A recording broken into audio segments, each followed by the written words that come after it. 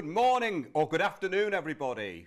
We are now live. We have a few problems here today at the peoplesvoice.tv, which have kept us off air, all due to an outside influence, not us at all. We are now on air. Welcome to Windows on the World. I'm Mark Windows. This show brings you cutting-edge news, empowering information, and no conspiracy theories. We will be watching those who are watching us, watching the People's Voice. We will be covering a wide variety of interlinked and fascinating subjects on this and future shows. We want you to be part of the show, so do phone in. Since last week's show on geoengineering and chemtrails, 11% of MPs have now had the directive to ban stratospheric aerosol spraying or geoengineering, aka chemtrails. The website to send the directive straight to your MP is www.chemtrailsprojectuk.com. That's www.chemtrailsprojectuk.com. It's just a click of the mouse, so please do it. Talking of our representatives in Parliament, there has still been no reply from my MP about whether public servants in dereliction of duty who openly mislead members of the public should be sacked. I have all the evidence to present and will keep you posted on that one. Which brings us into today's hugely important subject. The corporations are looting the public. Debt is out of control. The banks are repossessing property on a massive scale. Even student loans from the 90s have been sold off to a debt collection company who remain undisclosed. This is all planned and we are all being stripped of our assets. On top of this, our system of law is broken. Those enforcing and administering the law do not know the basics of their own system. This affects how debts are created and recovered. The fundamental principles of law, such as due process, innocent until proven guilty, have also now been usurped. The courts are a commercial enterprise. The police, courts and the judicial system itself are controlled by corporate interests. We now have summary justice. You can be charged with an offence without having committed the offence. Due process is ignored. You are now assumed guilty until proven innocent. Private corporate interests issue fines, issue a summons, appoint your lawyer, take you to their prison. With corruption now the norm and legislation eroding what few rights are left, what are the answers? Our guest on today's show will throw some light on this and hopefully offer some solutions. Nothing on the show is given as legal advice, but all is based on research, experience and legal documentation. Our first guest on today's show is researcher David Sheen. David has seen the court process in action, observed the corruption and seen the basic rules of law eroded. He has attended court hearings with many people, including myself. David, welcome to the show. Thank you. So, what got you into this area of research, looking at the law? Well, actually, looking at your introduction, all of the things that you've just mentioned. Yeah, well, thanks very much. I tried to cover all the bases because we've got a lot to cover today. This is going to be a very interesting show. We want you to phone in, ladies and gentlemen. It's 0203 714 2700. Please phone in if you have questions about debt or other problems relating to what we are going to be talking about today. So back to you, David. Well, the weekend of Michael Jackson's death, I come home to a letter saying that I owed £60,000 to the Child Support Agency, which was... Which you didn't? No, absolutely not. My son went to private school, completely paid for, private agreement. So I phoned them up and I was offered the choice of going to prison, or all of the things you've... They offered you a choice? Yeah, oh yes. I had a guy on the phone saying that if I didn't pay them, that I would have to go to prison. And I mean, I've never had so much as a parking ticket. But you didn't owe them any money, right? Absolutely nothing, no. And I had all the proof with it, so I thought, well, okay, you're going to put me in prison for something I didn't do, for a debt that I don't owe. And then I started thinking, how can they put me in prison for a debt? Didn't we abolish debtors' prisons? Well, actually, they're coming back in America and probably here. They are back here. Yeah. I went on the internet to try and find solutions, and I found Deadbeat Dads Association. Yeah. And what I read there, I didn't like, and I didn't believe. Yeah. I didn't believe any of it. So I researched it. When you say you didn't believe any of it, can you give us some examples of that? Well, they, you know, the people would come and, you know, they could take your driving licence. Yeah. No, I don't know what child support was got. Yeah. To do with driving, and this sort of, and your passport, they could remove your passport, and this guy sitting in an office miles away with a computer error said he was going to put me in prison for that computer error. And this is on an assumption that's not based on any facts whatsoever, right? No, it was based on basically a phone call that was made in 1993. Right. One phone call. And then subsequently, my ex-wife then said, no, look, we've got a private arrangement. But they kept the computer, the taxi running. Yeah. Yeah. So then we've got a bill of 60. So I was laughing about it. But then once you get someone offering you the choice of going to prison, losing your passport, driving licence, and well, that's fighting talk. Yeah. So I thought, and this will this is happening all over the country. Yeah. Bearing in mind, my son's 25. Yeah. So child support Yeah. is not really an issue. Yeah. And my first question was, show me where you pay the money out. Yeah. First of all, Pete, I'd just like to say to the viewers this, that many people that I've come across have had trouble with the CSA. If you've had trouble with this child support agency, please do phone in. It's 0203 714 2700. Also, we do need donations. The peoplesvoice.tv will go off air without your help, so please donate. It's better than watching any of the mainstream news channels, as we know. So back to you, Pete. Yeah, so with that, I started doing investigation into it, as you do. Started to discover that some of what they were saying was actually happening. Yeah. Now that really is quite disturbing when you find that a computer can make up a figure, Yeah. and you can be put in prison Yeah. for it. And this has happened. People have had their houses repossessed. All of what you were saying about the asset grabbing, it's going all over.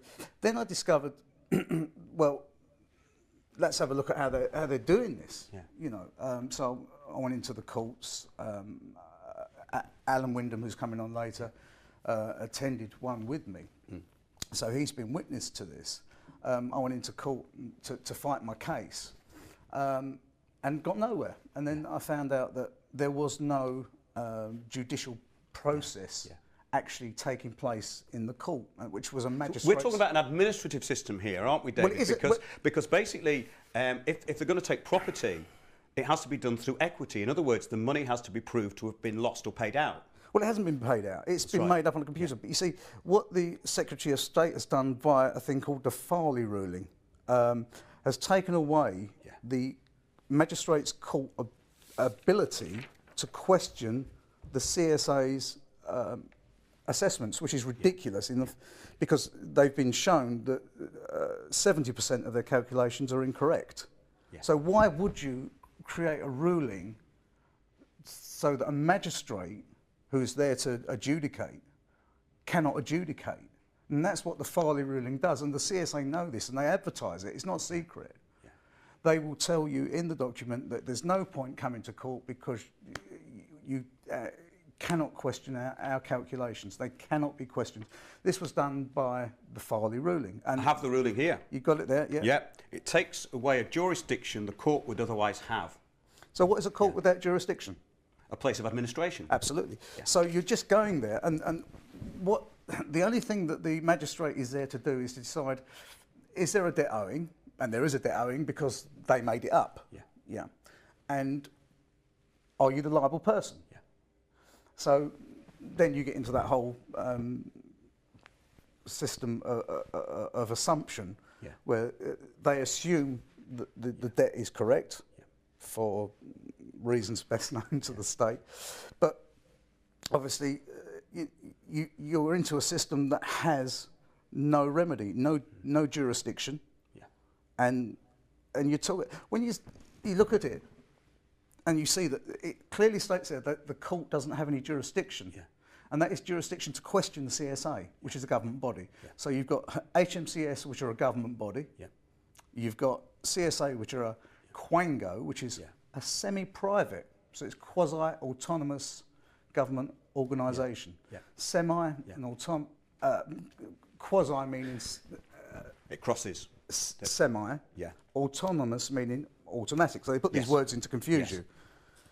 Quasi, so it's semi-automatic. Now what that means is it's part private, and they drafted in people from industry to run these things and took them out of the scope of the jurisdiction of MPs. So you could write to your MP, and there's nothing you can do. I wrote to my MP, I wrote to Ian Duncan Smith. I never got a reply.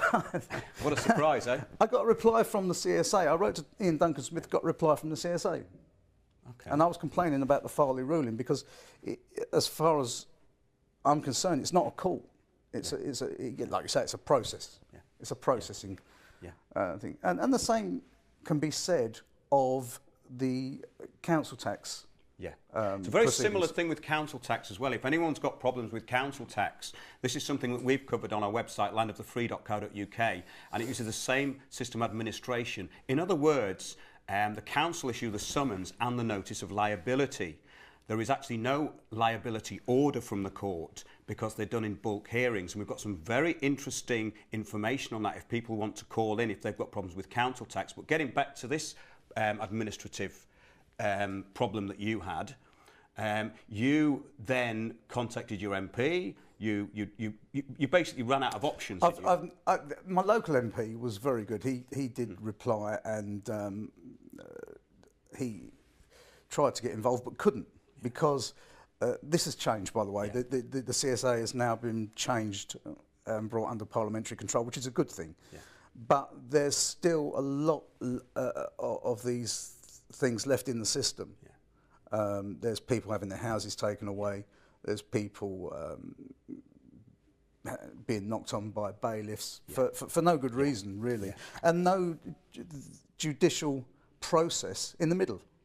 Yeah. As such, they think there's a veneer of legality because you think you're walking into a court which you can go in and plead your case, and you can't because of the Farley ruling. Yeah. They don't. Obviously, the Farley ruling only applies to child support issues, and you should support your children, and it's not an issue. That's not what we're saying on this show, ladies and gentlemen who are watching. The way we're talking about the CSA here has nothing to do with the support of children. This is about looting people, isn't it? Well, the more you look at it, the bigger the problem grows. This is a multi-billion pound debt laundering operation. Yeah. Now, if you think about it, if you've got a court that cannot question the calculations, then the Secretary of State, the Parliament, in making the Farley ruling, have given Aquango, which is a part private organisation, an open cheque to write as much debt as it likes. Absolutely. So they wrote debts up to, I've heard reports of 4 billion. Yeah. And I mean, it's impossible. Yeah. And one of the other most important things to remember is under the during the Commons Select Committee meeting, Noel Shanahan, admitted that the interim maintenance assessments, these I don't want to bore everyone, but these figures that they made up for you were 300% inflated. Now this, as he said, was used as a bit of a lever. And that is something that's buried in the House of Commons Select Committee report, and you can find it online. Absolutely. Now that's great information, David. When we come back from the break, we're going to talk about solutions, what we can do about this. This administrative system is causing problems for just about everybody in the country, so please phone in on 0203 714 2700. I'm Mark Windows, this is Windows on the World. We'll be back after the break.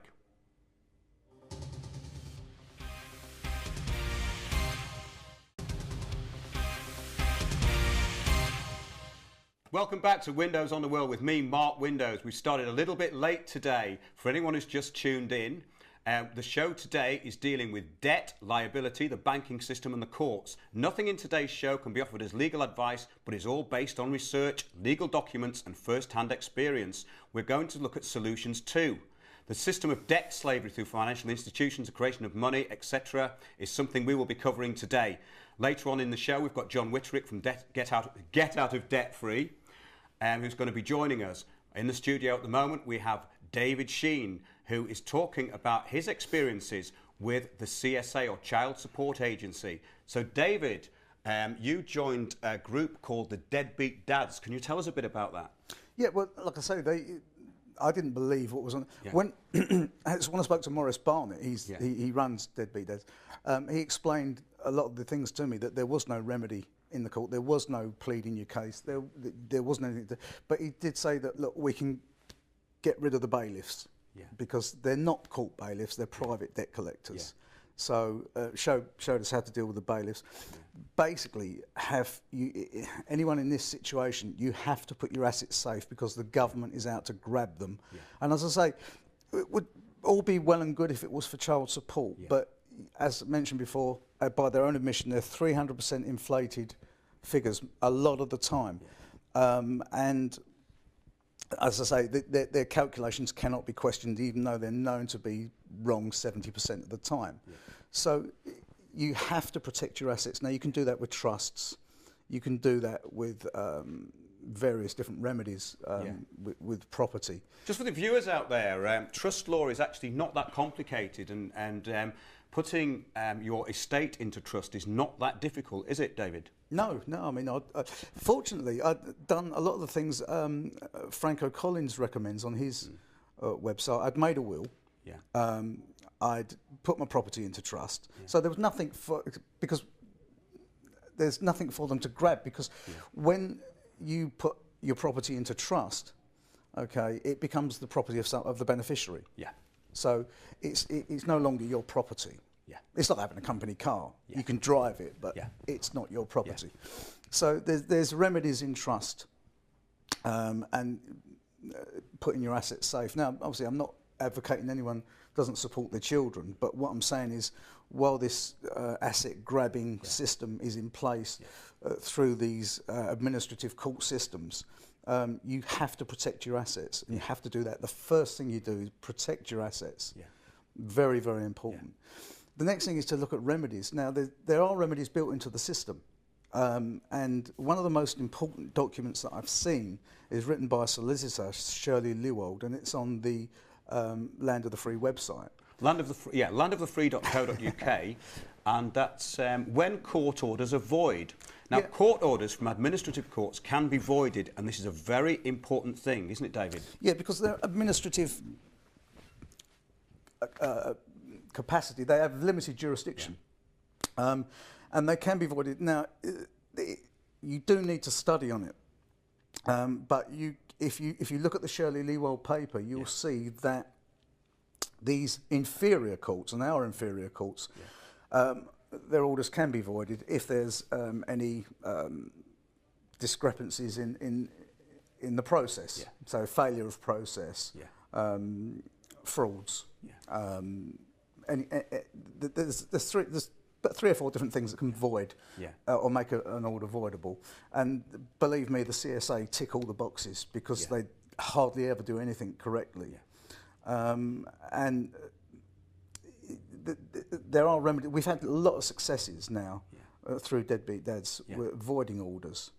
And they can be voided. Yeah. Okay. But I mean, even before this, you found flaws in the process, because the bailiffs turned up, and his badge was 2 years out of date or something, wasn't it?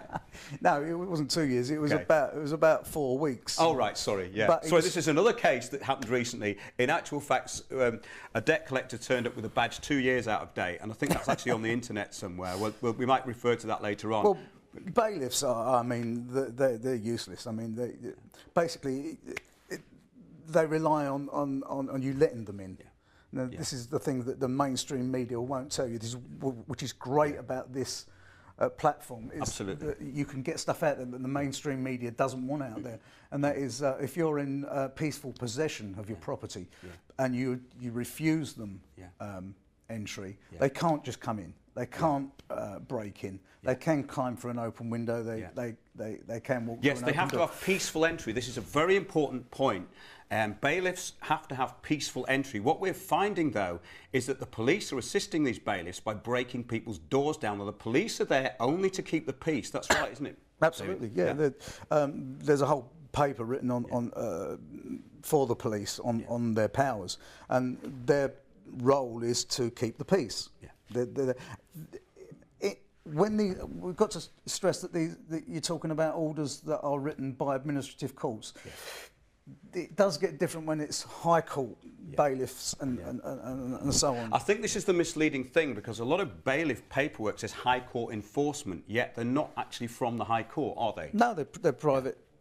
Private firms of debt collectors. They're working as basically debt collectors. That's what people need to get their heads around, the fact that these people are just working in the private capacity. They usually have no proper court authority, and that's very, very important. Yes, and again, you don't have to let them in. Yeah. You can turn them away. You don't have to photograph them like some people have. And the chap who came to me, his card was out of date, so he was levying without a licence. He had a van full of goods. Which is theft, right? So he'd been out thieving all day. Yeah. Yeah. And this is how deep the corruption goes. Is we checked the court records to see if he was registered as a bailiff, and he wasn't. Yeah. Okay. And then after I put in the complaint to everybody, his name suddenly appeared backdated on the computer website. Now, I wish I'd taken a screenshot. I didn't. But that happened. I mean, you can believe me or not believe me. It's up to you. But this guy was levying without a licence. His card had expired. And the facts are there. And I've got an unrebutted affidavit from my wife that he came to the door with an expired. Now, they actually wrote to us and said that his licence was carrying on. So he was the only bailiff with a 14-month or a 20. I think it issued for 2 years. But it's 2 years. It's 2 years. Yeah. So he was the only bailiff with an extended licence. So I mean, it's rubbish. It's just lies. But this is what they do, and they all cover each other's tracks, and it is fraud, and fraud is part of the system. When you look at the remedies in the system, the writs that the higher courts impose on the lower courts is a writ called certiorari, and it lists the different levels of frauds. And fraud is just a dirty word in the public, but it's a way of life in the administrative system, and there's all different levels. There's accidental frauds. This is a very interesting point as well, because I've been into court and you've been into court, and one thing that they never mention is the F word, fraud. The judge will never mention the fraud because it's potentially quite serious, isn't it? Well, it can be, but the thing to remember is that they've got all these different levels of fraud, and there's range. And if you read, I've got a book on administrative law, which says if the level of fraud is minor or blah blah blah, and like I say, there's these accidental frauds can occur accidentally, and that's what they claim most of the time. But there's a lot of accidents, so you can void the order. It can be voided by a writ. And that's where we've been having success in voiding these orders. There's a lot of remedies built in, although there's been a lot of noise about free man stuff. That stuff doesn't work because you're trying to say common law arguments and law into an administrative system that doesn't really... I mean, I've been into court and claimed my unalienable rights, and I've asked judges for their oath of office, and the judges say it's neither here nor there. And how can your oath of office be neither here nor there? And that's what the judge said to me. Magistrate, sorry. Stipendiary. Magistrate, which are basically solicitors who've sworn the oath. Well, this is the point, isn't it? I mean, a few years ago, we all tried this stuff in court, and it's a lot of fun. It's great theatre. For instance, when the magistrates ask you to stand and you don't stand, and you stay sitting down, it means that they can't sit down, so they have to leave the room. This is the way the courts work. It's on very occult, deep principles.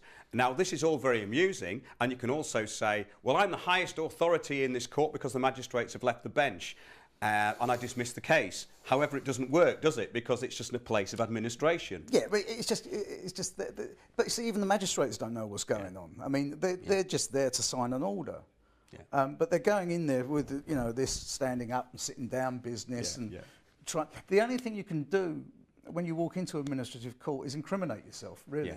So I wouldn't advise anyone to go in and try any of this freeman stuff, because I've done it. And we've all tried this, it doesn't work. Viewers, and it's very interesting. I mean, there's certain principles of it that really do and should work. However, the practice of it with the administrative system which we live under, which is Roman, it doesn't even need to hear it. If you turn up in that court and you say, I'm not the person, well, they're going to say, well, what are you doing here? We need the person. We're only here to administer against this estate. That's right, isn't it? Absolutely, yeah. What interest have you in the estate if you're not the liable person? Why are you there? You're only there if you've got an interest in it, if you're the liable person. So as far as they're concerned, if you turn up on the day, you can say, I claim my unalienable rights, blah, blah, blah. It doesn't wash. Yeah, but this is also very interesting about having legal representation, isn't it? Because if you go in with legal representation, you're classed as an imbecile. Absolutely. But if you can go and administer your own estate, if you can walk into that court and administer your own estate, and the people who are trying to administer it for you, whether it be the council or CSA, are in error, and you can prove that you're the person who can administer it correctly, then things can change, can't they? Oh yeah. I mean, the other thing is you've now got these private firms sanctioning arrest warrants. Yeah. Now that is scary. Well, this is very interesting because I've actually seen a summons from G4. G4 are actually issuing their own summons saying that they've come from Crown Court. So this complete corporatisation of the whole system is where it's getting frightening, because there's private corporations who are doing a massive property grab. Absolutely. I mean, we're seeing properties.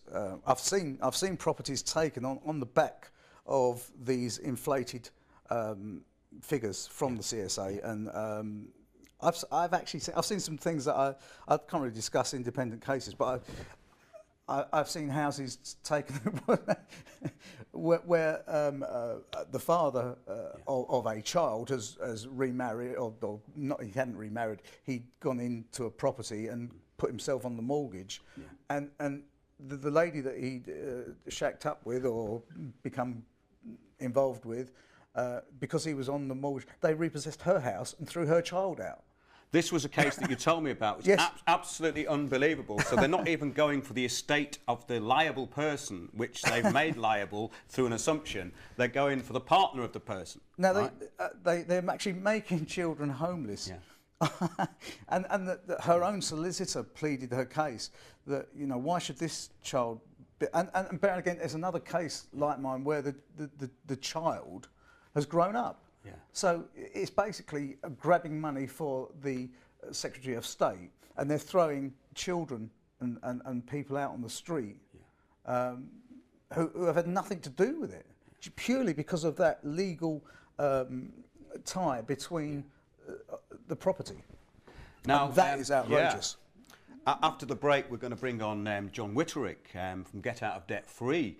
But this is very important that student loans have been sold off. So student loans from the 90s have been sold off to a private debt collector. Now, all those people who've got a job who didn't pay their student loan in the 90s are going to find that they may have private debt collectors going after their property, which is very serious. You'll have everything we've just spoken about, all those people, the student loans, the debt book has been sold. All of what we've talked about is coming your way. Absolutely. We'll be back after the break. This is Windows on the World. I'm talking to David Sheen. Please phone in. It's 0203 714 2700. We'll see you after the break.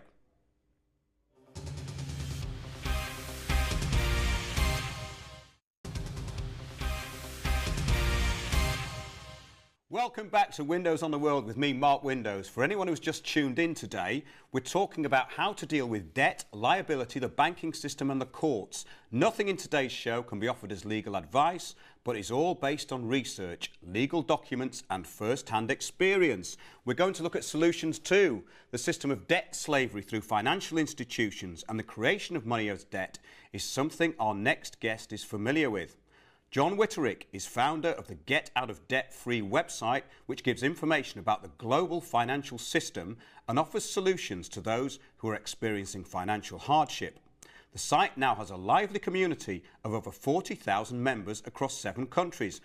John, welcome to Windows on the World. Hello, Mark. Thanks for having us. Great. So tell us a bit about your site, Get Out of Debt Free. Right. Well, I set it up a few years ago, almost by accident. It was one of these things where I never actually decided to set up a sort of a debt site. It was just that I was in debt myself, and I used to get phone calls from the debt. Who were you in debt to, John? Well, yeah, I thought I was in debt to a whole load of banks, but I actually did a little bit of research and looked a little bit deeper into it. But I'll go into that in a moment. But initially, what was happening, I was getting phone calls from debt collectors. And as soon as that happened, I started getting really nervous, and my voice would go all shaky. And I started having to look what was going on. And so I'd looked at a lot of things in my life where I was very confident, and suddenly my power was being taken away by these debt collectors. So I started reading up on all different sort of aspects of debt. And I started in the old days of Nexus magazine. And I started realising the banks created money out of thin air, which I thought was a little bit strange. Then I came across, the big one for me was coming across a book by Mary Elizabeth Croft, which was an e-book, which is still available online, and we have links to it on the website, which was how I clobbered every financial institution in the world with a little bit more. With a little bit more, that's the one. So, if you put that into Google, How I Clobbered Every Financial Institution by Mary Croft, it will come up. It's got a rather longer title than that, though, hasn't it? Yeah, it's basically a spiritual economics guide. So what it was doing, I was waking up to a lot of stuff, and I was started doing meditation and stuff like that. So I was waking up to a lot of new ideas in my life. And then suddenly I come across this book, and it made an awful lot of sense to me. And what she did, she came up with these ideas of template letters where she started challenging the banks, saying, well, look, have we got a valid contract? Have we got this? Have we got that? And so what I did, I thought, fantastic, my problems are over. I'll get onto Google, because it was, it was before YouTube. It was a good sort of 10 years ago, this was. But I actually looked for the template letters. So I Googled Mary Elizabeth Croft template letters, nothing came up. There wasn't anything, and she didn't actually put the letters up. So what I had to do is reread the book, take a few notes, and actually create the letters. And I started sending these letters off to the debt collectors, and I couldn't believe how quickly they gave up. And so it was and also something within me changed, because once I realised that the whole thing was a scam, that the debt collectors buy the debt off the banks for about 10p in the pound or less, that's less than 10 cents in the dollar, you realise the whole thing's a scam. Yeah. So when you feel empowered, it's almost like your self-worth comes back, and there's nothing to be ashamed about. I think that's a very important point, John, and to everybody listening out there or watching, this fear factor is really what drives this financial looting of people. For instance, debt collectors have no power. The power of debt collectors and bailiffs is pretty much in the mind of the person who's receiving the letters. We're going to remove your goods. They even say they can put you in prison. I mean, they can do none of these things without your consent, and that's very important. Private debt collectors, though, even apart from bailiff companies have slightly more powers, but private debt collectors who just purchase debt or receivables can only ask you to pay and get you into a contract. That's right, isn't it, John? That's correct, yes, yeah. Mark, yes. What I did after that, once I'd actually got these template letters and realised that they were working, and I realised the shift in myself as well, because I'd gone from being very scared of these people to sort of like suddenly, because they used to phone me up and I used to sort of shake, but then I started doing tricks like asking them security questions and actually having a laugh with them. So rather than being intimidated or get into conversations with them, I ask them, if they know what they're doing, if they know that their companies are actually buying the debts, because you actually have an opportunity to actually educate them. Or sometimes I just put the phone next to Radio 3 and just give them music. I say, okay, can you just hold a moment? Yeah, this is a really good one. And then go back a few minutes later, just say, just one moment, and go back. Yeah. Yeah, well, it's what I do is if anyone like that phones up, I say, hello, accounts. And they'll ask for me, I said, hello, you're through to accounts.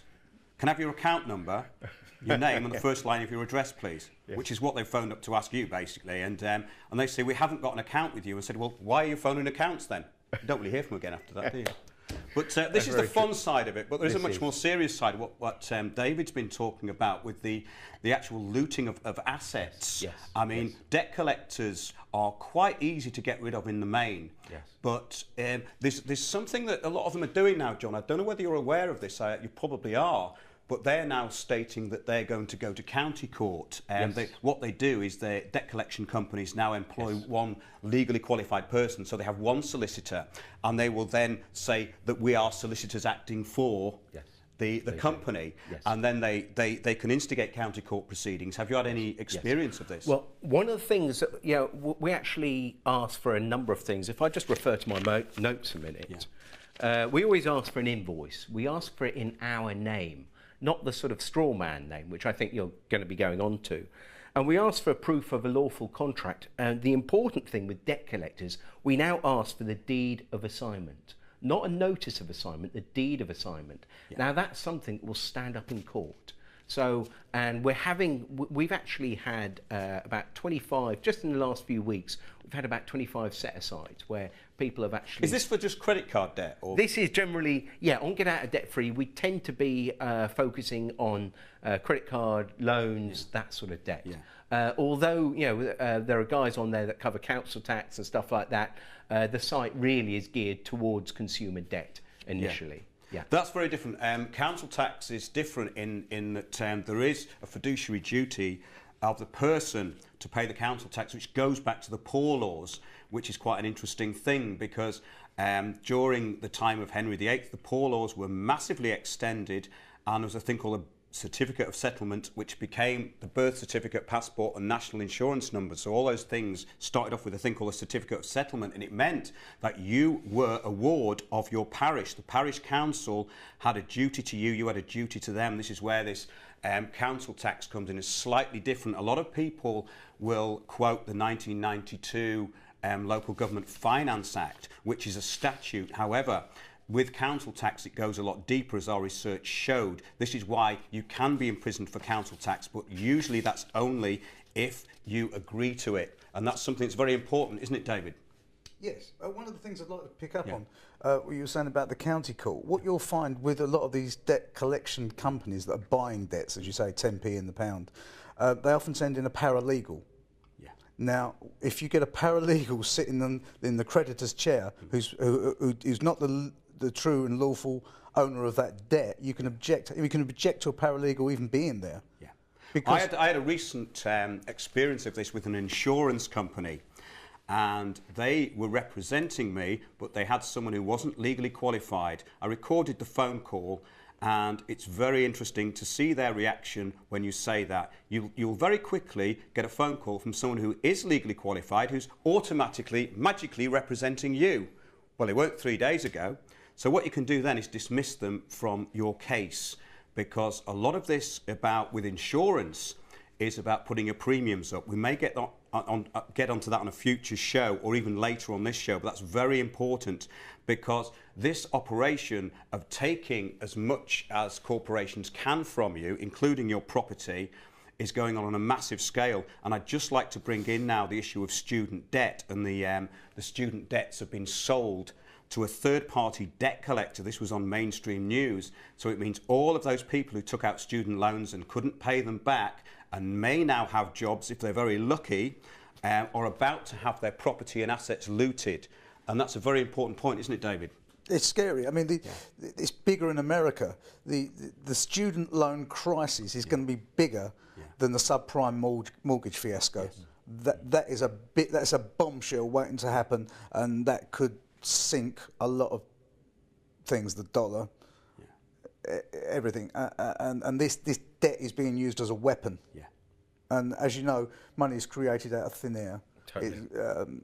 Quantitative easing and fractional reserve lending.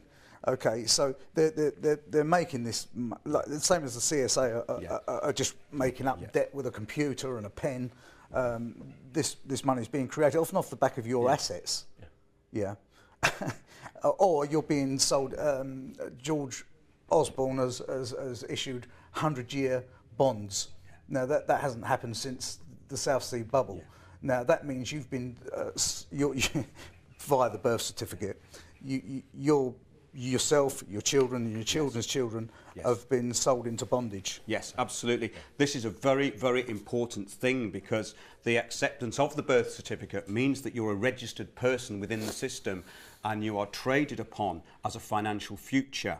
This is why you are a liable person, because you accepted the birth certificate. If you're registered to the state, then you are chattel goods of the state. And this goes as far, if people don't understand that, your car is in trust to the DVLA. You signed a V5 document which gave title of the vehicle to the DVLA. You merely have use of it, because on your V5 document, you will be the registered keeper and not the owner, which is why the DVLA can take the car off you if you don't pay their taxes.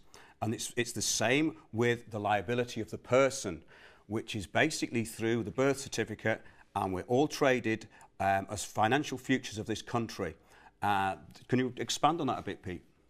Well, only in as much as people would understand the government bonds that are sold on the money markets. They're basically against your future tax revenue. Yeah. So your futures have been sold, as you've rightly said. It all started with David Bowie. Did it really? I can't believe that, can you? Apparently. I'm not blaming David for any of this, of course, but he sold his future sales of his records and to have the money now. Yeah. And basically what the governments are doing for you is they're selling your futures, your future tax revenue to create the quantitative easing on the bond, the government bond gilt market. That's basically what's happening. Can I just give us because what I like to do, I like to have very, very simple models to understand everything, because I've got a fairly low IQ, as you've probably realised. But the idea... No, you're supposed to say, no, John, we just got drunk together. That's not quite the same thing as IQ. You've got lovely eyes, though. I think the whole thing with with this fictional entity, we've got to understand that, when I started looking at the game of Monopoly and the current financial the whole current financial system, is that you realise that in the game of Monopoly you don't actually get on the board and play it yourself. You have a little token, and this is where the fictional straw man or this fictional entity comes in, because it's not actually you that they're addressing. It's the Mr. or it's your name in capital letters. It's a legal title. It's a legal title. And this again goes back to the poor laws, especially with council tax. I mean, the thing is that you can go into court and say, I am not the legal title. Well, as we said earlier, what are you doing here? The thing is that the way money's created and on the back of financial futures is something that people really need to know about, because then it gives you a different perspective on how you see yourself within the system. Isn't that right, John? Yes, yes, certainly. And we're just picking up on what you said earlier about banks creating money out of thin air. Not only do they do it, but they actually don't even keep it a secret, because I found a few quotes, from some of the top bankers. We got Mervyn King, Sir Mervyn King, as he is. He's now the ex-governor of the Bank of England. But he actually says, when banks extend loans to their customers, they create money by crediting their customers' accounts. So he's actually saying that they create money. So it's not even... But however, we think we're getting loans, don't we? Yeah. But how can we... And the idea that we're borrowing other people's savings is complete rubbish. Yeah, it's illegal. Totally. Well, this is a very interesting point. They need to peddle this point. Yeah. Well, you should... I feel like I've got a few videos to do. It's like where I phone up the advertising standards and actually say, well, look, my bank is actually offering loans, but I know they haven't got any money because they basically said as much. Yeah. So how is it they can loan something they haven't got? So it wasn't there in the first place. That wasn't there in the first place. And there's so many. And just one more quote I'm going to do. This was Lord Adair Turner, Chief of the FSA, Financial Services Authority. Which is now the Financial Conduct Authority. Well, it is, yes. Yeah, they had to change that, didn't they? Well, they had to change it because the FSA did have some power. Yes. They could actually fine people, but the Financial Conduct Authority is just, it's a fancy website. Totally. Have you seen it? Totally. I haven't yet. No, yeah. no. There's also the Prudential Authority, so it's two of them, isn't there? Yes. It's gone to two now. No, it's naughty. But, Lord Adair Turner actually says the financial crisis of 2007-2008 occurred because we failed to constrain private financial systems' creation of private credit and money. So they're talking about that the current financial system was caused by creating money out of thin air, and that they've admitted as much. Now, when Cameron goes on the television, and actually, this is our Prime Minister Cameron, actually goes on the telly and actually says, we need austerity, we've got to balance the books. The books can never, ever be balanced because the debt always outweighs, the money supply. So there's not enough money in circulation. If we tried to pay off the current UK debt, which stands at about 1.4 trillion, okay, and that's just as it is. That's without pensions and things. It's, when you add up everything, it's around 5 trillion. But that actually outstrips the current monetary supply. So we'd run out of money long before we paid the debt off. So it's completely crazy. Absolutely. Money's created out of thin air. Please phone in 0203 714 2700. This is Windows on the World. We're waiting for your calls. We did start a bit late today from circumstances beyond our control. We started at 12 instead of 11, so I hope some of you are tuning in now. But I have a quote here, John. Got one for you. Thank you. It's Sir William Petty wrote in 1682, "What remedy is there if we have too little money? We must erect a bank which, well computed, doth almost double the effect of our coined money." Stated it there. Yes, totally. "And we have in England materials for a bank which shall furnish stock enough to drive the trade of the whole commercial world." Yes. Well, he only learned it from the Knights Templars. Totally, right? totally. Well, just going back in the history books, and this is something that I came across almost by accident. Well, it was by accident. I come from the Channel Island of Guernsey, and came across this thing called the Guernsey experiment. And what it was back after the Napoleonic War, where, like after most wars, you tend to find that governments run out of money because wars tend to be very, very expensive, and so governments have to borrow money from private banks, you see. So the government in Guernsey were pretty sharp, even though they're probably part-time, officials working on behalf of the people. What they decided is if they couldn't borrow any more money off the private banks, what they would do is actually create their own currency, which they did.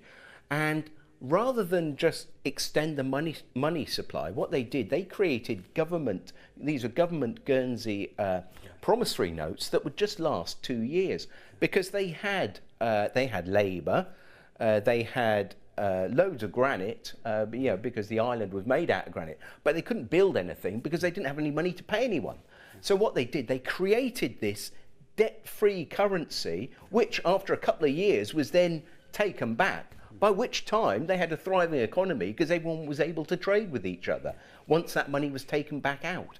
So the only thing that actually stopped it was the private banks actually got onto the Privy Council, and the Privy Council basically got onto our bailiff, which is a Queen's representative, and stopped the government doing it. Yeah. Because it was very much like the Bradbury pound as well.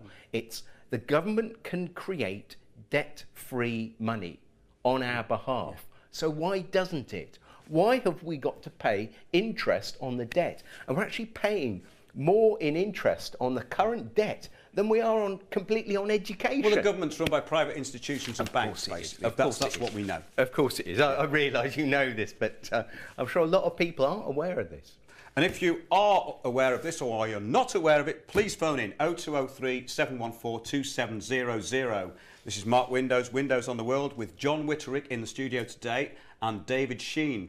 Now, David and John, maybe we can talk about some kind of remedies within the system, especially you, David, at the moment, because you were hit with a massive bill from the CSA. You you looked at solutions, and in your solution was trust law, wasn't it? Yeah. Again, this is putting your assets safe, taking them out of the estate that they're in, which is being attacked by the state. So you're taking them out of the public and putting them into the private, is Absolutely, that right? I mean, we've got to remember is statutes are instruments devised to remove equity. Yes. And that's what they do, whether it's child support or traffic fines, anything like that. Yeah. But again, there are remedies built within the system, and I think the most important document that's out there at the moment is the Shirley Lewald, which explains... Which we referred to before. Yeah, but you have to understand the difference between avoidable order and a void order. Yes. A void order is if I ask you to kill someone for me and I give you £500 and I say I'll give you the rest when it's done, and you don't do it, you can't sue me for the balance because it was an illegal, unlawful Yes, it was unlawful order in the first place. Yeah. Now, voidable orders are orders from public bodies. Now, you've got to remember these public bodies like the councils and the Child Support Agency are issuing their own summonses by tacit agreement with the court, and then they shouldn't be doing that. That's right. If you look under Halsby's Laws of England, and we're going to come back to that after the break. So this is Windows on the World. We'll see you after the break. Please phone in.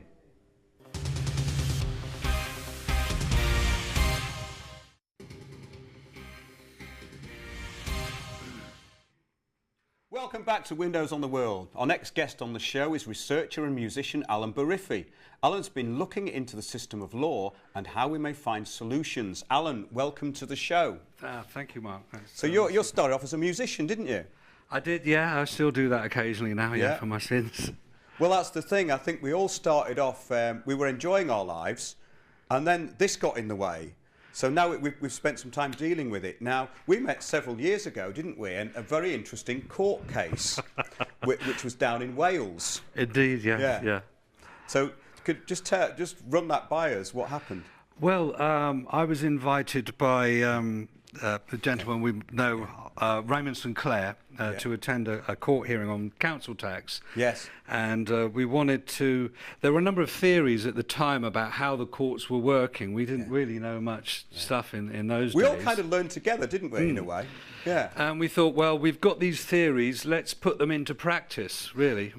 We've got these theories, and let's put them into practice after our caller. So we've got a caller on the line.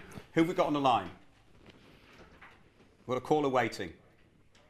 We've got a caller waiting. Can we have caller, please?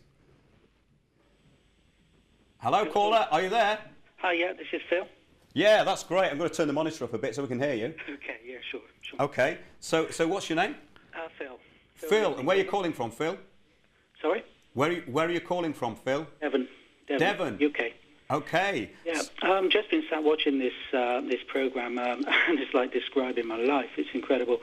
I'm currently in a process of battling the bankrupt Bank of Ireland for my interest-free only mortgage, which they're fighting tooth and nail to take the house off me. I'm also just been looking at the Get Out of Debt Free website, and I'm about to take on some of my creditors. I did a consolidating sort of practice a while ago with one of these debt management companies, but they were actually charging me so much it was ridiculous. Yeah, so, we'll consolidate all your debts into one, and we'll take some money as well. Yeah, exactly. So the admin costs we're getting ridiculous.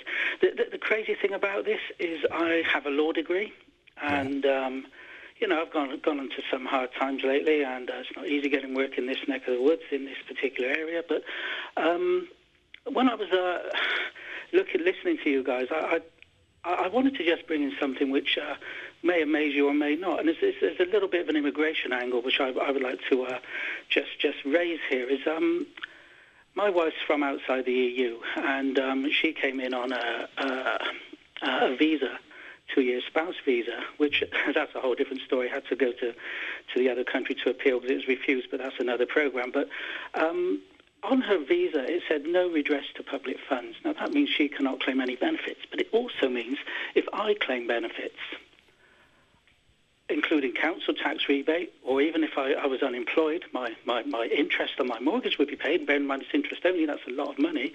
If I was to claim any of those benefits, they would revoke her visa. In other words, I'd lose my wife. And how draconian is that? I don't know. But, I'm currently in a situation where, every direction I turn, I seem to be hitting a brick wall. I just wondered if any of your panel would like to comment on that, or if there's any advice they could give me. Well, Alan, is there any advice you could give our caller? Well, I don't like to give out advice. Well, we can't give out legal advice, No, but we can give out our experiences. That's the first thing. It's interesting you mentioned that you have a law degree. When I first started getting into this whole process, I was saying to Mark, I realised quite soon that the whole concept of law was deliberately made to be confusing. Oh, yeah. It's all compartmentalised, and one of the difficult things is trying to simplify the processes we need to do to find remedy, which is what it is. Yeah. And that's what, you're doing on Get Out of Debt Free. Well, you're probably better to respond to this gentleman than I am, Yeah, but I really don't. I can't see a sort of simple. I think I'd have to look into it to sort of. I think it's a complex thing on immigration and sort of looking at the debt issue. One of the problems, and I'll just emphasise this because you mentioned it earlier, is when you get bombarded with these phone calls and these letters and even a fake county court summons. Which I've looked at recently from one of these agencies. So can you tell? So a debt collector sent you a fake summons? Is that what you're saying? It looks like a fake summons. It's basically saying you're going to be summoned to court. But you're going to be summoned. No, that's pre-court action, though, isn't it? So, it was provided in the template of a legal document. Now I've done enough drafting of legal documents to know when they're doing this to threaten the hell out of someone and to make them respond. Yeah. So in itself, but when you're getting all these calls and all these demands, what tends to happen, or it's happened in my case, I'm dyslexic, I shut down. You go into this sort of area where you think, I just can't cope with this anymore. This is what it's meant to do, and it's meant to paralyse you with fear. And the mental conquest of this stuff is the biggest one anyone can face. And I think all the people in the room would agree with me here. Because once you realise that this is really a game that's being played, you have to let go of everything, including property. But the worrying thing now is that people are getting their houses taken from them over trifles, which should not be happening. There are things that should only be heard in equity, which are going to private companies. Private companies are running the whole of the debt collection business, and they're basically making up their own fees and acting as they want, really. But we've had tremendous success fighting them because most of their paperwork, in fact, I would say, a lot of things that are written on the documentation is actually incorrect. Yeah. But I'd love to talk to you guys off air and get some more direction. Maybe, possibly, I don't know. But an example. With my own building society, I was facing a repossession order, and I phoned up to negotiate. I'd already had an order. It was set aside. So are you paying your mortgage? So have you defaulted on the mortgage? Is that I've defaulted on the mortgage, yeah. It was basically the reason I defaulted. It was interest only, and it was very manageable about 4 years ago, 5 years ago, and it's doubled. Yeah. They've just doubled the interest ridiculously from a manageable figure to double, and I'm struggling to do it. I've defaulted, and I had it set aside. I set an arrangement in place. That arrangement went by the way.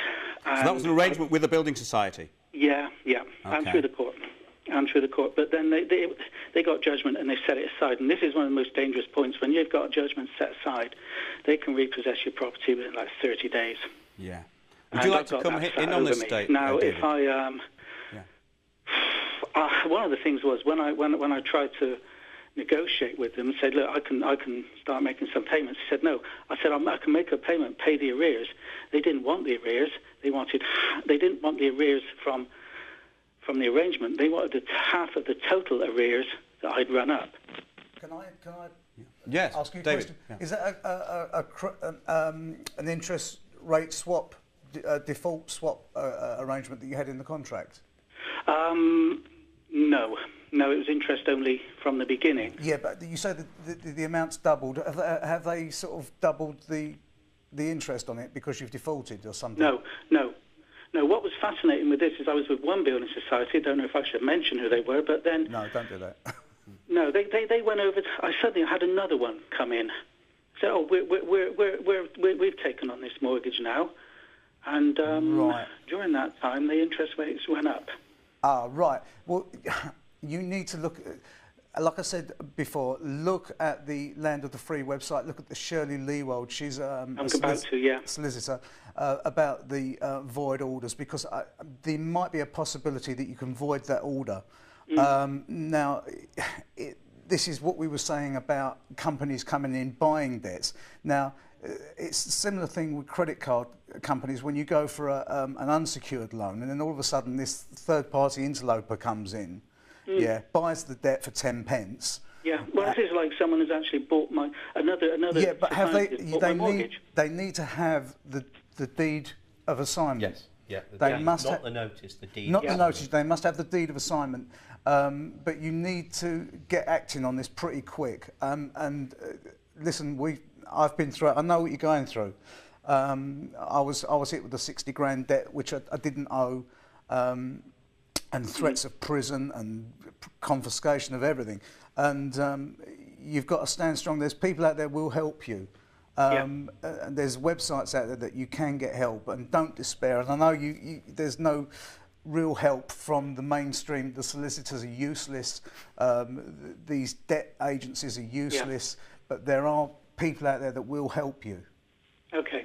All right. Go to Land of the Free. Get in touch. You can even, if you want, go to the Deadbeat Dads Association. Look it up, Deadbeat Dads Association. Yep, got that written down. Yep. Get on to Deadbeat Dads. Say you've spoken to David Sheen. Explain your problem, because the people there have gained experience with house repossessions and the like. And with your law degree, that will help you. But the depression that you're going through, I can hear it in your voice. This is all caused by the state. Now, they're causing injury to the people. And it's not just the state, it's the banks. Yeah. The state are allowing it to happen. Well, this is the ridiculous thing. I've got high blood pressure to begin with. I feel like I'm just stood there with my back against a torrent of water.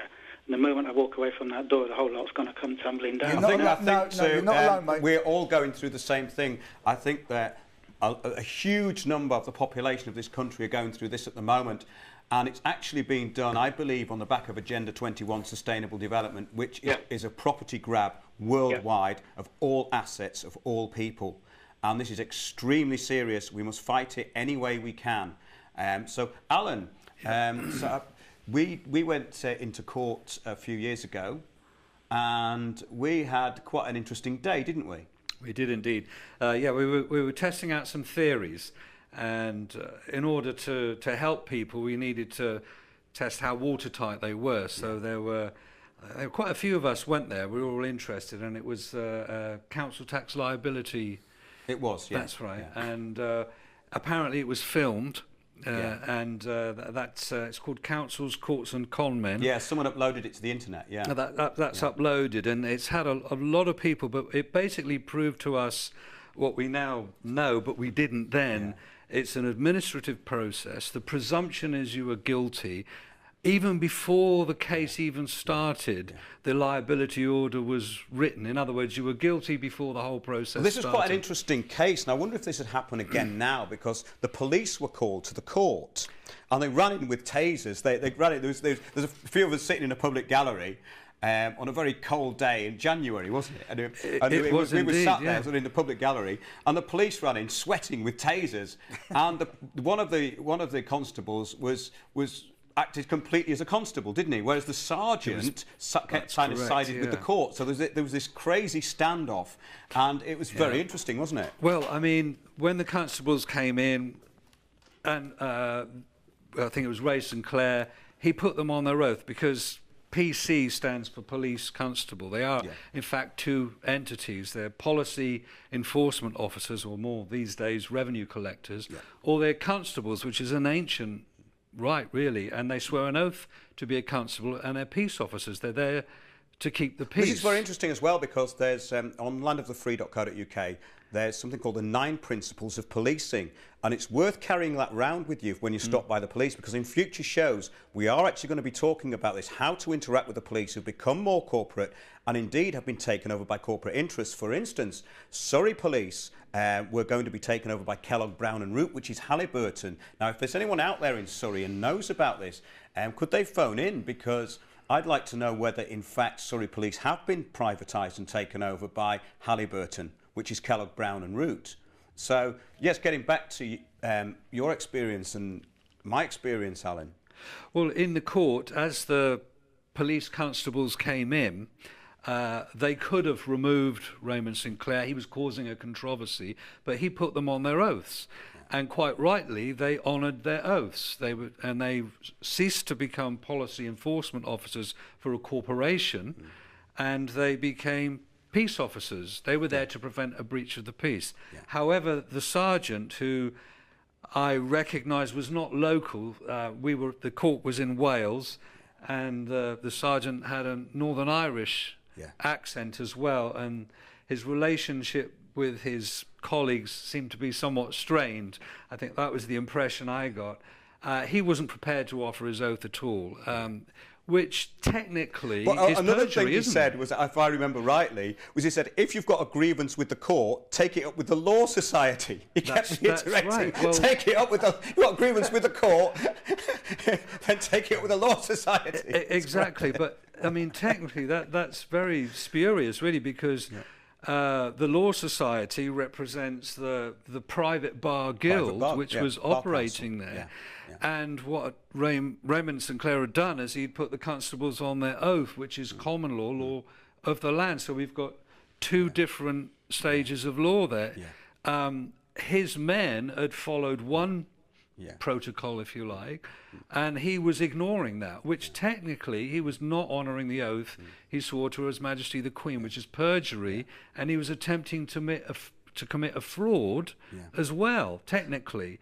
But the interesting thing was, we all waited to go into court, which is, if you want your case to be heard at the council tax hearing, which is a bulk hearing, you wait hours to go in to see the magistrates. So we waited hours to go in, and they convened it in a proper court with a glass cage in the middle, the dock, and we all trundled in there with these local people, and it looked like a court. There was a clerk there trying to get jurisdiction. We wouldn't stand up, so they couldn't sit down. It was a complete farce, but it was extremely funny. But the point that we realised about this was that it wasn't a court at all, because the liability had been issued 2 hours before the case. That's right, isn't it? That's correct, yeah. It was basically, looking back, it was a complete charade. It was a pantomime. It was basically going through the process, and you've already presumed guilt, and the liability order sentencing had been done. So this was a very interesting thing we found out, because it took us into the areas of research we're into now, in that it is an administrative system, and what we started looking at was why it's an administrative system. And this really is very important for anybody who's following the freeman route, because you need to learn where these different jurisdictions are. For instance, council tax, you cannot apply a freeman argument to council tax, because you have a fiduciary duty to pay council tax, because it goes back to the poor laws, as I was saying earlier on. And this is where there's a brilliant researcher called Franco Collins, who has a website called Ucadia, UCADIA, Ucadia. And he does a weekly podcast. And his knowledge of the Roman system, which we're under, is second to none, in my opinion. I think his work is absolutely brilliant, and it leads you down to the roads of what this is really about the way that we've been set up as chattel goods of the state. And this is what we're all suffering from now. And if we can take back our power in any way we can, it would be through knowledge of this. That knowledge is empowerment, isn't it, David? Absolutely. It's the only way that you can find any remedy in the system is by empowering yourself. You won't get it from a solicitor. The thing we discovered with the going to prison thing for non-payment of child support was that they've created this whole new jurisdiction called quasi-criminal. Yes. Now, that is how they were getting people into prison on a civil matter. Yeah. It's a quasi-criminal. Well, civil and criminal have crossed over, and the police should not be doing this. And they are. They're actually taking people's vehicles at the side of the road for private debt collectors, and they should not be doing this. The police are there to look for uninsured drivers and unsafe vehicles. However, they've crossed over. Again, that's an example of it, right? Yeah, now, well, they're collecting money. Yeah, we're going to go to our next caller, George in Yorkshire. George, are you there? George in Yorkshire. Hello there, Mark. Welcome to Windows on the World. Oh, thank you. How are you all? We're great. We started a bit late today through technical problems, which were not the fault of the People's Voice. We're doing everything we can to stay on air. And we're so glad that you've joined us. So what would you like to say to us today, George? Thank you. May I just say that it shows the importance of the nature of the information you're sharing, that you had such trouble getting on air, and I'm glad you have. But I just wanted to touch on the esoteric system that really the court process is, to the level that we're dealing with some very Masonic, symbolic kind of system that's in place, that's really sort of almost fooling you, luring you into what is a building that is set up like a Masonic temple. And for instance, you've got the judge who climbs up 3 steps, symbolising the 3 blue degrees of Freemasonry. The bench is on 3 tiers as well, yeah. Yeah, and when he's up there, he's basically giving the plaintiff and the defendant the 3rd degree, which is where we get that sort of term, for grilling somebody from. But there's numerous other sort of different things about a courtroom that are very esoteric, and certainly a researcher, Jordan Maxwell, is well worth looking into for that. Absolutely. But it's totally fooling the people. Yeah. Yeah, that's right. As Jordan says, what do you play on? What do you play on a court? Yeah. What do you play tennis with? A racket. Yeah, that's right. It's a very religious sort of thing that's going on there. And it was a couple of months ago, the system actually, they tried to overturn the fact that people currently have to swear an oath on a biblical text, before they speak. But basically, that's been ruled that the books have to stay. So, whether you like it or not, you've basically got to swear an oath to an entity, which is, so researchers say, is Saturn. So it's sort of... the cult of Saturn is something we will be covering in future weeks. It's a very interesting point you've brought up there, George, because if you go into the City of London and you look at the doors of banks, they'll often have an octagonal handle, and the 8 is the symbol of Saturn. This is very, very interesting esoteric stuff, which I find fascinating, and I know you do too, George, otherwise you wouldn't have phoned in. But the other thing about a judge is his highest role is as a priest. He's there in an ecclesiastical position, and he's there to give remedy. And this is where the occult nature of what goes on in the court becomes very interesting. With these administrative courts, however, all this has been stripped away. And even though this is an ancient thing, I mean, we're talking about going back to really the days of the Knights Templar with a lot of this stuff, and especially the monetary system, which is incredibly fascinating. But we'd like to just stay on track, really, with what's going on. Have you got any debts, George, or anything you'd like to talk about as far as this financial collapse and looting operation, for want of a better word, is going on? Well, I did actually have a situation recently where I received a letter out of the blue that said that I owed £170 to a debt collection agency. And as it turned out, basically, a year ago, I'd allegedly parked on a taxi rank. Now, the letter at the time would have been sent to my old address when I was living down south. And so anyway, they hadn't updated my details in the course of a year, and all the letters that had been sent out in that time frame, they had not checked, as they should have done when each letter was sent out, to see whether my address was still the same. And so they'd only checked after a year of sending out letters when the debt had been upped about 3 or 4 times. And that's ludicrous. But to be honest, I did wrong. I actually paid the debt, but that was just literally to relieve myself of the stress of the nasty letters. Well, hopefully after today's show, you won't get stressed out about debt collectors' letters, George. Yeah, that's right. The occult workings of the court is something I find fascinating. Thanks for your call. Oh, thanks very much. Thanks, George. We're going to go to a break very soon, but in summing up, for this part of the show. So we're going into a place of administration which is meant to be a temple and everything's been turned around against us. We're going to try and get some solutions. John's offered solutions, David has, and Alan's about to. Well, I think the important thing for me after going through this, and it is very complicated, and it's meant to be very complicated. The law doesn't want you to understand the law. It's to really try and simplify it, because, you know, as you know, I'm a pilot. We're lost, and it's a navigational problem. We need to see where we started from to see how we've arrived where we are now. It's very important to realise that point, because once we realise how we're being used by the system and the way the system is set up, then we are in a position to do something about it. If we're blind to that, we have fear, and fear is what keeps us all in a very lower vibrational state, and that's not where we want to be. We're going to a break. This is Windows on the World. Thank you very much. Call back.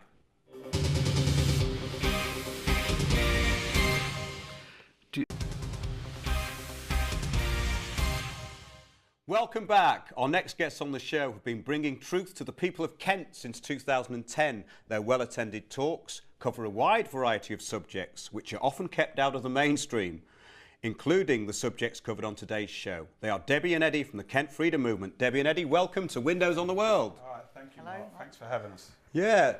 How did the Kent Freedom Movement come about? All right, go on. Well, it's a long story, but I will try and make it a bit brief. I work for a company, and one of my colleagues, we used to get chatting, and it turned out that we was both looking into this, you know, truth movement, and we looked into 9/11, etc. We started attending meetings, and then we started going out to the general public, giving out leaflets. And he had I know it sounds a bit sort of new agey, but he had this dream that he was talking in front of an audience where he used to live, and he was saying that he was talking about David Icke, and everyone was listening to him. And I said, it's strange enough, I was sort of translating his dream, and I said, you know what that means? I said, we have to get a meeting in Kent. We have to have a meeting in Kent. So people will listen to us, you know. So we didn't think any more of it, and then all of a sudden he said, I've printed out 500 leaflets and I've arranged a meeting in a pub in Gravesend, Rochester. So we got together, and I invited partner Eddie to come out leafleting with us, and that was that night you set up the website, didn't you? Yeah, I made basically it took to about 6 a.m. I kind of created the Kent Freedom Movement website. We've got a Facebook presence. So basically we set up a good website with you know, we have a load, like you were saying about the talks, we've had your good self on there, we've had John on there, Alan's a regular, so, you know, we just started to do talks, like you say, about the subjects, well, until the people's voice come along, that people ain't touching. I think this is a very important point to viewers out there, that to lose this feeling of disempowerment, get together with people, start up a group, even if it's in a pub, and you'll find the common ground that people have, and you get guest speakers in. And the sort of wide topics you have, it's great. You know, you cover lots of different things, don't you? Yeah, I mean, just for instance, our last speaker, I think you might be getting in touch with Neil Hague, who does his Heart Show. We had Gavin Kearney, and it was called The State of the Art and the Death of Cool. And that was all about, again, everything in our society has been, like, you know, degraded and degenerated. Yeah. And, you know, it was quite a fascinating talk. He goes from high art all down to the American prison industrial military complex. Yeah. And at the same time, like you say, we've had quite, some success with a lot of the legal talks. Yeah. People are very like that. They're very popular. Your talk from the Land of the Free was a very popular one. Corbyn. We had Piers Corbyn talking about weather. He's an astrophysicist. I think that's a very important point, you know, that all this stuff is incredibly interlinked. Once you start researching, you find out that most things that we alternative researchers, for want of a better word, which are now becoming mainstream, thanks to the People's Voice, are really interlinked. I mean, and a lot of it ties into Agenda 21, sustainable development, which all local councils in this country have signed up for and are implementing. And what people need to do is get together in their communities and start looking at this stuff, and forming a group like the Kent Freedom Movement is definitely the way forward, because we've had tremendous successes, just the people in this room here, by supporting each other, going into court, researching, sharing research and information, and it's amazing what can happen, isn't it, Eddie? Yeah, that's exactly right. Like you say, that it's strange. You should everything that these gentlemen have been talking about today. We've tried to address in one way or another. You know, the law's a big issue and that. But this Wednesday, for instance, we've got speaking to John earlier. We've got a gentleman from Mike O'Keefe from Positive Money, and you know, John was saying there's slight issues that, but the monetary system's such a fundamental to all this. The monetary system is fundamental to it, and it's the basis of what's going on. We've got a mystery caller from the Midlands. A mystery caller from the Midlands. Are you there, mystery caller from the Midlands? Yeah, not too much of a mystery, but I'll explain why that is. I'm a solicitor. Yeah. Yeah. I'm not going to give my real name on air because I'm regulated by the Law Society. Okay. But what I have discovered over the last 3 weeks. Yes. In listening to the people's voice, doing a lot of research, what you guys are saying is absolutely right. It's absolutely right. I was a member of Knights Temple. Yeah, I've seen how the system is being regulated, and I have looked and researched a lot of what you're putting out. And when you go back to... There's a load of stuff that I didn't even know when I've been in the system. I think this is the point. I didn't know that the Ministry of Justice is a limited company. Yeah, that's right. And it's got a CCJ against it. Yeah. You know, these are things... The Ministry of Justice has a county court judgment against it. Yeah. And I can understand the bad vibes that you sort of people on the panel are giving up against solicitors. Solicitors... Oh, no, we're not against people in the legal profession, not at all. No. Yeah, they've been programmed not to uphold the law, but advise on the system. That's all they've been allowed to do. Yeah, there's a lot of solicitors that genuinely, honestly believe in what they're doing. Yeah, because they haven't opened their eyes and seen the bigger picture.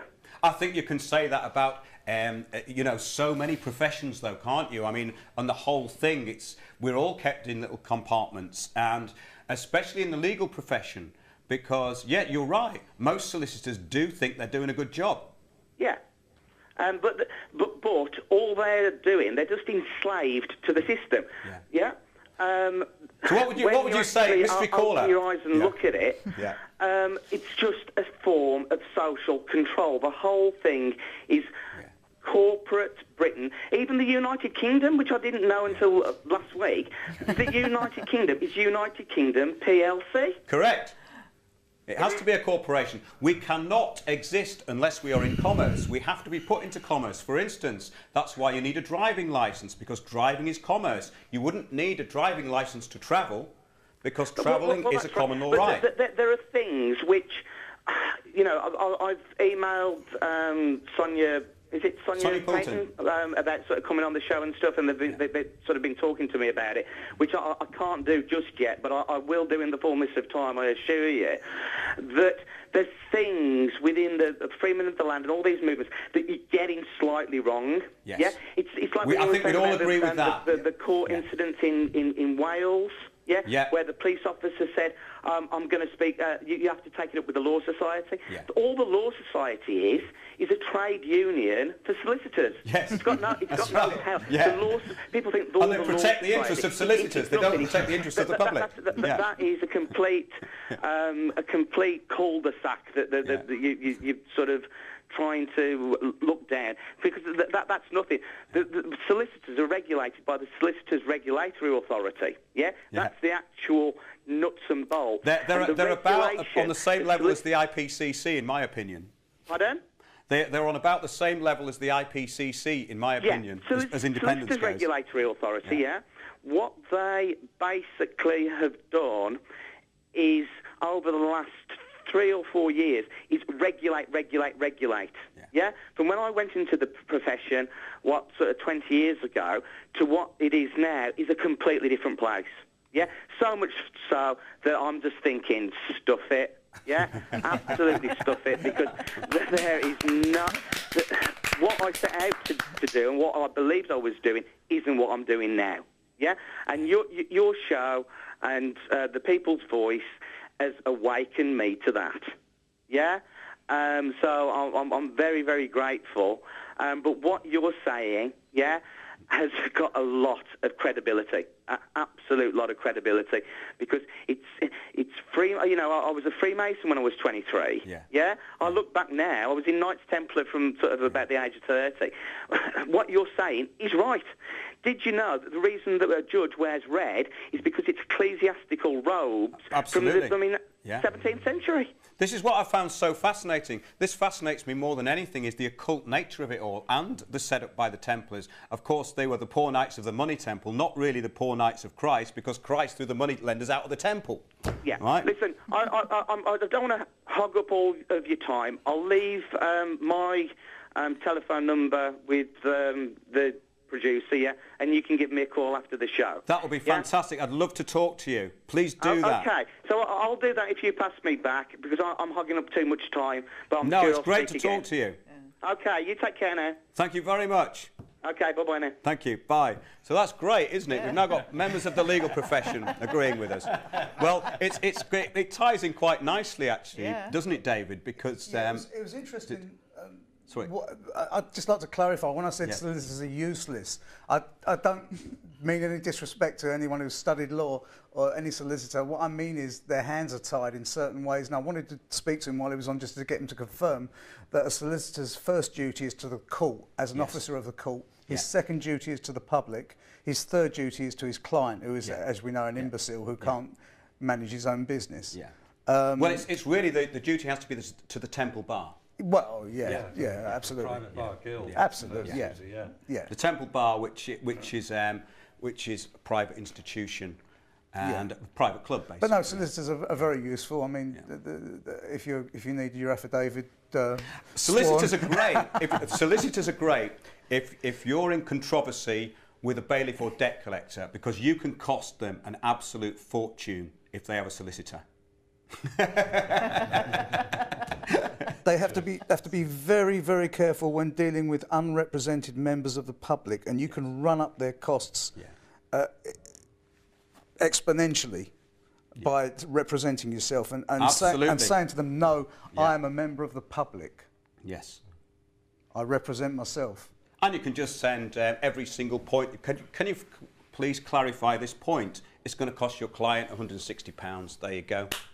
It's just running up the bill for the other side. Absolutely, and that's run up really what it's about. Especially if it's a controversy corporation. is all about money. Yeah. Run up. This is another remedy you can use. Run up their costs. Don't run to a solicitor. You just study the law. Now you've got the internet. You can look up the whatever financial or instrument they're using against you, and what Act of Parliament, rip it to shreds, ask them to prove their point. Show me where you paid the money out. That's a very, very fun... Where did the books balance? Show me where you paid the money out. It's the same with all these debt collection companies. They haven't paid the money out. No. Okay. That's right. They're trying to claim money. And the other caller before that said that he'd had a £170 parking which he'd settled, and he wasn't served. That's a favourite trick. By the CSA wrote to an address that didn't exist for 20 years, in my case, and the barrister stood up in court and said, that's good service. And this is going on, and it's a favourite trick. They just get the debt issued, they don't let you defend yourself, they write to a bogus address, or address they know you're not at, and then they put you through the administrative process, and bam, you're in it. You've got it, your estate is administered. That's why it's called an administrative process. Administrative court, administrative law. They are administering your estate. They're acting as a minister. Because yes, absolutely. So, again, it goes back to the church, but they are administering your estate for you because you're incompetent to do so. Exactly. That's a very important point. Get competent. You're classed as an imbecile. And this is why you have to have legal representation. But if you represent yourself and administer your estate, as we would suggest people do in these lower matters of debt, then you become a different person in that court. You become basically you become somebody who is in charge of their own affairs and can administer their estate. It takes a little bit of learning, but we're all lay people and we've done this, haven't we? So, John, your website, Get Out of Debt Free, gets an enormous amount of hits, doesn't it? Yeah, we're getting, well, funnily, we actually got a new website, a brand new design website up yesterday.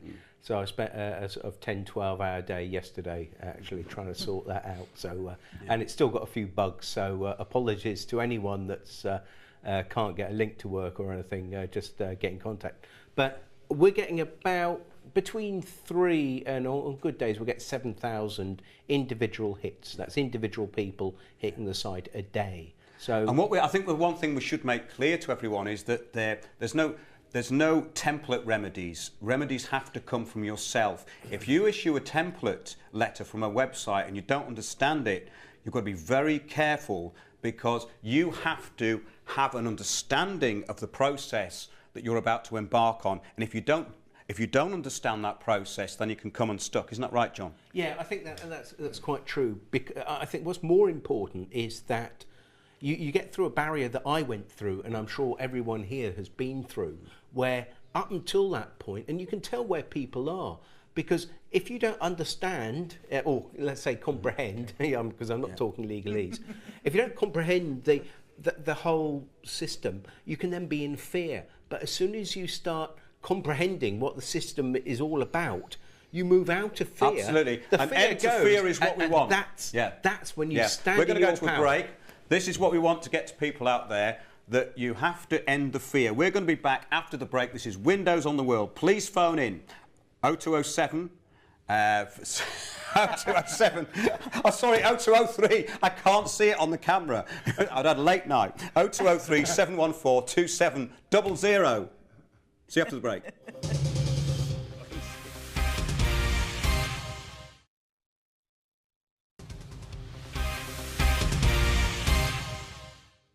Okay, welcome back to Windows on the World. We'd like you to phone in this last portion of the show. It's 0203 714 2700. Before we went to break, we were talking about statutory declarations and service of documents. Can you just expand a bit on that, Pete, for us, please? Yeah, David, sorry, David. Yeah. Sorry, we were talking about service of documents. Now, one of your callers said that he hadn't received it. If you generally haven't received it, then you can put in a statutory declaration that you didn't receive it. Okay, and that will void the order. Again, straight back to the void ab initio, void from the outset. That's what it means. Yes. You void the order. I think it's in the Courts Act. I'm not sure. But it definitely works. Yeah. Definitely works. We've had a lot of success with statutory declarations, and all it costs is £5. You go to a solicitor, or you can get it done in a court, and it's £5, and it's your statement of truth. It works like an affidavit. And if you ever have to fill in forms which are entrapment, which a lot of documentation is, especially from councils and the police and other government bodies, then you don't have to fill in their paperwork if you supply the information yourself, and that's incredibly important, isn't it? Oh yeah. So getting back to Debbie and Eddie, the Kent Freedom Movement. So what have you actually learned? Your learning curve on this must have been massive since you started putting these talks on. Yeah, well, I mean, again, thanks to people like yourself, because you've done a talk for us, John has, and we've had a lot of people, doing legal things. But like you say, it's kind of been a learning curve for everyone, thanks to David Icke. I've been reading his books since 1997. So, once you collate all this information, we wanted to do something for it. So we started having talks, and, we hope that other people in other counties have a kind of Kent Freedom Movement, so that there's these groups that can support each other. A lot of people come to our meetings and they used to say, I thought I was all alone, and, people don't get me in my street, my area, down the pub. Whereas all of a sudden, you've got 50 to 100 people, they're all of a like mind. So, it's been a great learning curve. And then, we've kind of tried to build a community as well, Well, I think that's the great thing about your site, the Kent Freedom Movement, because it's interactive. So people are on there exchanging information all the time. And this is really, but the part of the divide and rule and the few controlling the many is all about the fact that we all isolate ourselves, basically, and we're easily picked off. But if we can help each other out, even the successes that I've had with a few people going into court, for example, a bit of support, you share your information, you start learning, and then you start getting results. Yeah, well, actually, that's actually what's been happening. We support people in court. We do a few things, we have the website, YouTube channel, blah, but we support people in court. And actually, this Wednesday, we've got our own meeting with Mike O'Keefe from Positive Money. That's at the Dartford Social Club this Wednesday at 8 o'clock. But before that, we're going to the High Court. There's a gentleman, they may have seen him. He's a scrap metal dealer, and his video on YouTube got quite a few hits. And to cut a long story short, the whole process, what you're saying, the administrative process when we went to court was just a farce. So they threw the whole case out of court, and now I think thanks to Tony Blair, since 2005, they've decided to restate the case, which means they've scrapped the previous ruling in the magistrates' court, and they're now going to try to restate the case. Now that's going to happen this Wednesday. Again, this will be in the morning, and I want to talk to you about that after, Mark, because I think you're doing something on that for the People's Voice. Yeah. And we're going to go there on a Wednesday morning. So if anybody visits the website, Kent Freedom Movement. This was a particular, Kent Freedom Movement website. Yeah, if they build that, it's on the events page. Yeah. We've actually, because sometimes you're very busy, we've got both events on the day. This is a very interesting case, though, Eddie. Yes, brilliant. Because the British Transport Police forcefully broke into this guy's premises, right? Yeah, that's exactly right. Yeah. And actually, Axel Grind, he said he doesn't consent to this because there was this kind of, anomaly in law, and they basically just grinded and dragged him through the window. And so I don't want to say too much about the case because I don't want to prejudice it, and that's going to come up. But I've been in contact with them, and I've told them about your show and the People's Voice. So I'll talk to you about that after the show. It brings us on to quite an interesting topic here with the privatisation of police. For instance, there's a Freedom of Information request which asks whether British Transport Police accept funding from any private organisations. And the Freedom of Information request goes on to say, no, British Transport Police are funded by the railway companies. This is the kind of doublespeak we get everywhere. It's like when I wrote to Northampton Bulk Centre asking if it was a court because they process parking tickets and fines. And they said the council has ordered this matter go to court. County Court Bulk Centre at Northampton is a registration point for unpaid penalty fares. Again, doublespeak. We find this all the time. And just like, if Eddie, have you come across this? This complete obfuscation of the truth in public office that people seem to have now? Yeah, well, like we're saying, we are not getting due process of law. There is no due process. Yeah. I think it's been well, spoken about today. There is no process, and everything's switched around now. Everything's so complicated. We've got hundreds of millions of laws. It's all, they're speaking in legalese, which is a foreign language. I mean, that in itself is, to my mind, a deception. They're not actually speaking in common law English. So, the whole thing is just a double process, and it's all just a money extraction. That's all it is. That's all they want is money out of us now. There's no honour and there's no law, and that's what we want. We want the rule of law. Absolutely. The rule of law has been degraded. We live under a corporatocracy, really, I would describe it as. It's corporations run everything. They're about to be running the police. We've got Serco and G4. For instance, if you get taken into custody, your lawyer will be appointed by Serco. G4 or Serco will drive you to their prison, and they will also be looking after you with their security while you're in their court. It's totally corporate, and we need to find remedies. The remedies that we've discussed today, I hope, have helped people. If we're in the last part of the show, but please phone in. It's 0203 714 2700, and basically, I was just having a bit of trouble with my earpiece here, but which is minor, very minor thing today, ladies and gentlemen, because we were on air late, which wasn't our fault. Please support the People's Voice. As David Icke's been saying, we are going to run out of money without your support, so remember that you are actually paying for that TV licence if you've got a TV, or if you've not got a TV and you're not paying for the TV licence, remember that the TV licence costs about £175 a year. For as little as £1 a month, the People's Voice may be able to stay on air. So, in summing up from our guest today, so David, you've accompanied me into court on one occasion which was very memorable. Yes. Yeah, and it was to do with a council document called the Single Person's Discount Validation Form. Yes. And can you just tell us a bit about that? Because I can get really complicated here, but just simplify it for us. Okay, you were sent a document by a data mining company. Correct. Claiming to be the council. Yes, it was. For the council. Yes. It had the councillor's signatory. Okay. The head of Revenues and Benefits signatory. And obviously there was you weren't happy about that, so you decided not to fill the form in, and they stuck in a fine for not filling it in. That's right. There was a priori in there. A priori, yeah, a predetermined for £350. Predetermined liquidated damages. Yes. Within a civil contract. A civil contract. Yeah. Okay. No. Yeah. Okay. You then phoned them 5 times. Correct. To tell them that you were single. Yeah. Okay. Which they could have at that point. Yeah. Adjusted the situation. They made it appear on the form that the form was the only method of claiming the entitlement, which is an entitlement. Correct. Okay, if you're single, you have the entitlement under law. Yeah. Okay. What the judge correctly pointed out was that you had notified them, you'd give them a statutory declaration, which they've ignored. There's the fraud, because they're costing you money by not doing their jobs. We're going to wrap up now. Yeah, okay. But basically what happened was I got into the court and the judge asked me if I'd sign one side of the form. I said, yes, sir, as it removes the controversy. In other words, it removed the fraud, and the judge was aware of that. So we do have remedy. I'd like to thank all of our guests today. My earpiece is completely broken down, but the people's voice is going strong. We always have great fun in here.